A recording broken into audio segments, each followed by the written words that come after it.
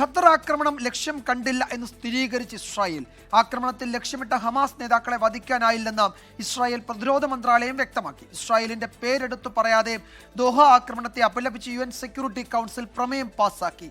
അതിനിടെ American president Donald ട്രംപിനെ പുകഴ്ത്തി ഇസ്രായേൽ പ്രധാനമന്ത്രി രംഗത്ത്. ദോഹയിലെ ഓപ്പറേഷൻ ലക്ഷ്യം കാണുന്നതിൽ പരാജയപ്പെട്ടുവെന്ന് ഇസ്രയേൽ പ്രതിരോധ മന്ത്രാലയം സ്ഥിരീകരിച്ചു.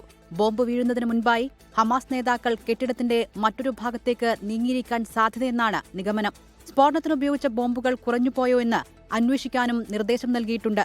ദോഹയിലെ ആക്രമണത്തിൽ നിന്ന് ഹമാസ് നേതാക്കളെ രക്ഷിച്ചത് ടർക്കിഷ് നാഷണൽ ഇന്റലിജൻസ് ഓർഗനൈസേഷൻ നൽകിയ മുന്നറിയിപ്പാണെന്ന് തുർക്കിയിലെ പ്രാദേശിക മാധ്യമങ്ങൾ റിപ്പോർട്ട് ചെയ്തിട്ടുണ്ട്.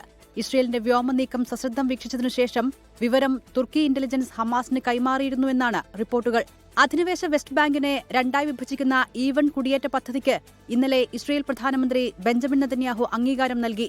ഇസ്രയേലി കുടിയേറ്റക്കാർക്കായി 3400 പുതിയ വീടുകൾ വെസ്റ്റ് ബാങ്കിനും കിഴക്കൻ ജെറുസലേമിനുമിടയിൽ നിർമ്മിക്കുന്നതാണ് പദ്ധതി. ഫലസ്തീൻ രാഷ്ട്രം ഒരിക്കലും യാഥാർത്ഥ്യമാകാൻ അനുവദിക്കില്ലെന്നും പ്രദേശം തങ്ങൾക്ക് അവകാശപ്പെട്ടതാണെന്നും കിഴക്കൻ ജെറുസലേമിൽ നടന്ന പരിപാടിയിൽ നെതന്യാഹു പറഞ്ഞു. ഖത്തറിൽ ഇസ്രയേൽ നടത്തിയ ആക്രമണത്തെ UN രക്ഷാസമിതി അപലപിച്ചു.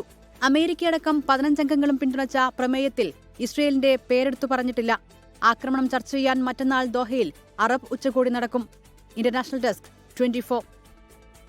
ലോകത്തെവിടെയായാലും ഏത് സമയത്തും 24 വാർത്തകളും ഓഗ്മെന്റഡ് റിയാലിറ്റി പാക്കേജുകളും എക്സ്പ്ലെയിനറുകളും വിശദമായി കാണാൻ ഞങ്ങളുടെ YouTube ചാനൽ നിങ്ങൾക്ക് സബ്സ്ക്രൈബ് ചെയ്യാം.